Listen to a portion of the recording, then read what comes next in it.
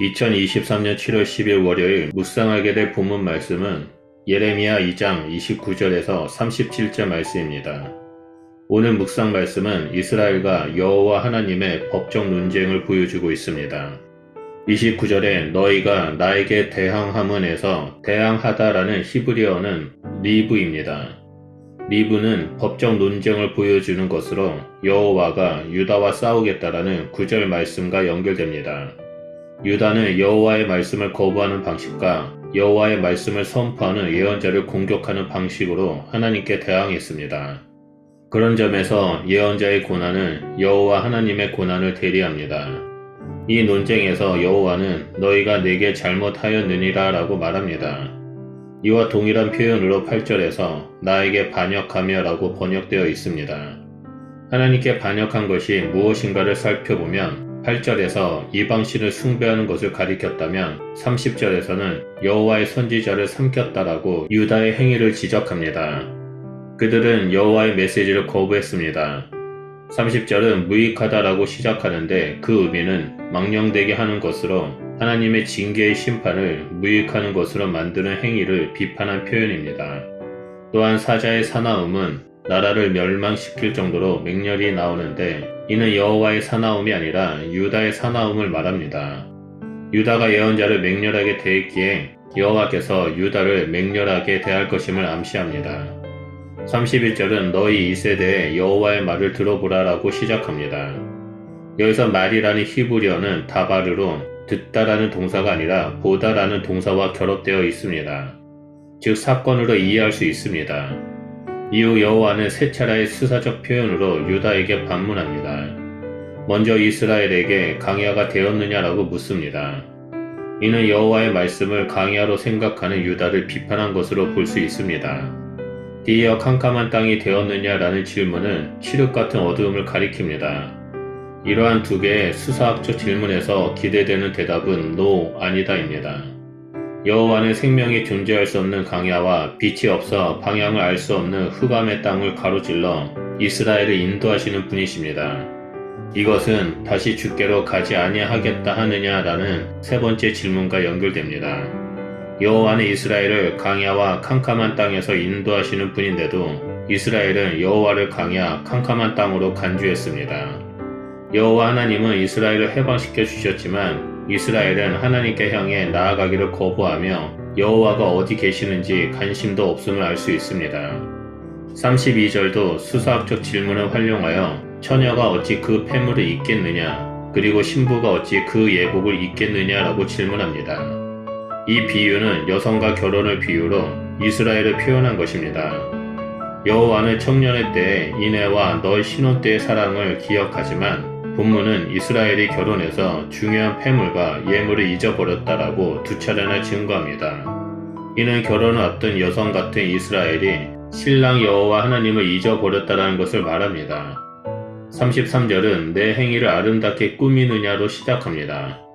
여기서 행위는 히브리어 데렉이라는 단어로 길, 행동을 의미합니다. 본문에서 길, 행위를 아름답게 꾸민다는 것은 사랑을 쟁취하기 위해서입니다. 하지만 이스라엘이 얻으려는 사랑의 대상은 여호와가 아닌 바알이었습니다. 이들은 여호와의 사랑을 잊어버린 대신 바알을 쫓아갔지만 겉으로는 바알을 따르지 않는다고 말합니다. 또한 그들은 자신들도 악한 일을 행할 뿐 아니라 다른 사람들도 악한 일을 행하도록 가르쳤습니다. 이러한 이스라엘의 악행의 일부는 33절에 나옵니다. 그들의 옷에는 죄 없는 가난한 자를 죽인 피가 묻어 있었습니다. 그들의 옷깃에 피가 묻어 있는데도 자신의 죄를 인정하지 않았습니다. 오히려 나는 무죄하다, 나는 죄를 범하지 아니하였다라고 35절에 두 차례나 주장합니다.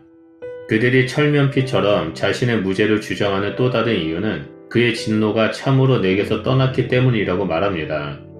이것은 그들이 오랫동안 이런 죄를 범했음에도 불구하고 한 번도 처벌받은 적이 없음을 보여줍니다. 그러나 여호와는 그들을 그냥 두지 않을 것입니다. 여호와와 이스라엘은 법정에서 옳고 그름을 가리는 상황이 되었으므로 그들에 대한 판결과 심판이 내려질 것입니다. 36절과 37절은 다시 한번 길을 언급합니다. 길을 꾸미는 이스라엘은 우상 숭배뿐만 아니라 애국과 아수르를 찾는다는 행위와 연결됩니다. 종교적 우상 숭배는 정치적 간음과 무관하지 않습니다. 이스라엘은 애굽과 아수르로 돌아다니는데 이것은 물을 마시려고 애굽과 아수르를 찾아다니는 모습과 동일합니다. 격변하는 지중해 동편 상황에서 이스라엘은 하나님을 잊고 강대국을 의지하는 모습을 보여줍니다. 그런 이스라엘은 아수르로 말미암아 수치를 당하게 될 것입니다. 그 이유는 여호와 하나님이 그들을 버렸기 때문입니다. 오늘 묵상 말씀을 보면 이스라엘은 선민 사상에 사로잡혀 절대 심판을 받지 않는다는 확신을 가지고 있음을 봅니다. 그래서 그들은 우상을 섬겼지만 하나님께도 잘 드렸으니 괜찮을 것이라고 생각했습니다. 즉 우상과 하나님 사이에 자신의 이익을 위해 양다리를 걸친 것입니다.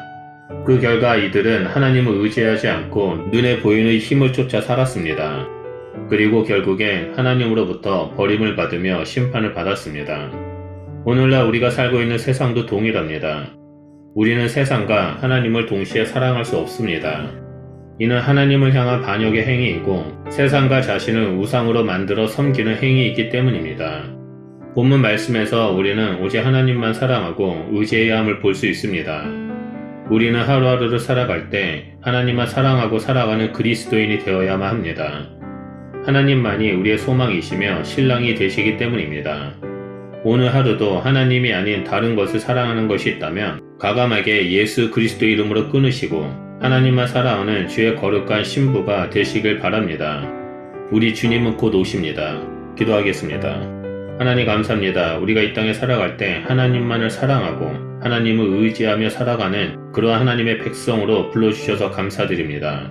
하나님만이 우리의 소망이 되시고 하나님만이 우리의 삶의 주인 되심을 고백합니다.